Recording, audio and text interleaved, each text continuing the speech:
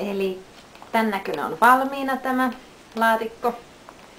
Ja jotta tämän saa tehtyä, tarvitaan 6 valkoista tai minkä väristä tahansa paperia, jotka on leikattu ensin neliön muotoon. Sitten ne taitellaan 16 ruutua. Olen ne tässä jo valmiiksi taitellut, mutta näytän vaan miten se näppärästi sujuu. Ja ne pitää tehdä mahdollisimman siististi, että siitä tulee hyvä lopputulos. Eli tällaisia papereita pitää olla 6 kappaletta. Eli tästä lähdetään taittelemaan näistä reunoista, eli pitkäisen sisään, eli näiden viivojen mukaisesti. Okay. Tämä on siis ensimmäinen vaihe. 16 ruudusta taitetaan yhdet kulmat sisään. Sen jälkeen taitetaan keskelle reuna ja toinen puoli myös siihen keskelle. Siitä tulee suora veteen muotoinen. Näin. Sen jälkeen seuraa tärkeä vaihe. Käännetään aina vasemmalle kolmioksi puolet. Eli vasemmalle kolmioksi.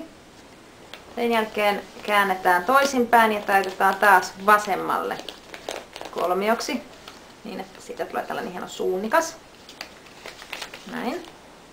Sen jälkeen pitää laittaa kolmion kärki tänne sisälle. Ja sama toiselta puolelta kolmion kärki sisälle. Näin. Sen jälkeen käännetään toisinpäin, niin että sileä puoli on päällä. Ja siitä taitetaan 4. Eli nämä kärjet. Näin. Eli tämä sileä puoli jää tänne sisälle ja nämä kolmiokärjet. Näin. Tällaisia siis pitää taitella 6 kappaletta. Eli nyt pitäisi olla 6 tällaista samanlaista kappaletta. Ja nyt tässä vaiheessa pitää tarkistaa, että ne kaikki taittuu samaan suuntaan. Eli siinä yhdessä kohtaan on aina taittanut vasemmalle sen kolmion, koska muuten tällaista ei voi rakentaa, jos osa näistä taittuu toiseen suuntaan. Sitten otetaan yksi pohja. Tästä tulee pohja. Ja sitten otetaan toinen käteen, josta tehdään sivuseinä. Idea on siis se, että sisäpuolelle jää aina sileä pinta. Sisäpuolelle ei tule mitään näitä väkäsiä, eikä sisäpuolelle tule koskaan näitä, missä näkyy tämä taitos. Eli sisäpuolelle tulee aina siistit sisäpinnat. Sen jälkeen kun tämä on asetettu näin, käännetään toisinpäin ja huomataan, että tämä kolmio menee selvästi tänne sisälle. Näin. Sen jälkeen otetaan toinen pala ja asetellaan se ensin tähän toiseksi sivuseinäksi. Sen jälkeen käännetään ympäri ja huomataan, että taas tämä menee sopivasti juuri tähän sisälle. Näin. Sen jälkeen otetaan neljäs pala ja asetetaan se nyt hieman toisinpäin tähän sivulle. Ja jälleen sisälle ei saa jäädä muuta kuin sileitä pintoja. Ja ulkopuolelta katsotaan taas, että mikä kolmio menee minkäkin taitoksen sisälle. Näin. Sopivasti purkaantuu täältä muutama.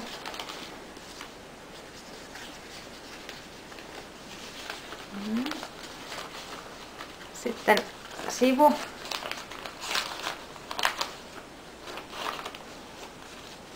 Täältä toinen sivu.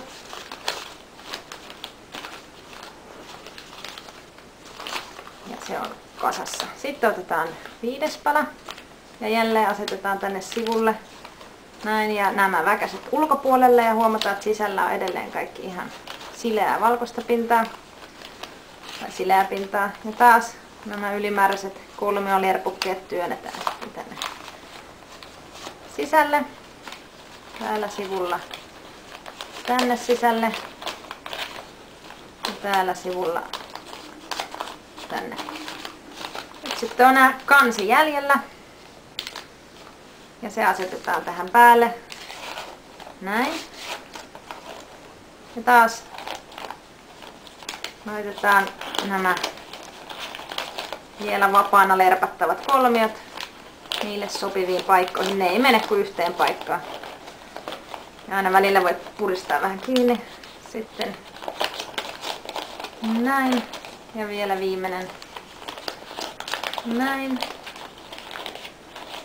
Ja mitä paremmin nämä on taitettu, niin sitä siistimät kulmat siitä tulee. Ja paketti on aika jämäkkä ja sen voi sitten avata ihan mistä vaan.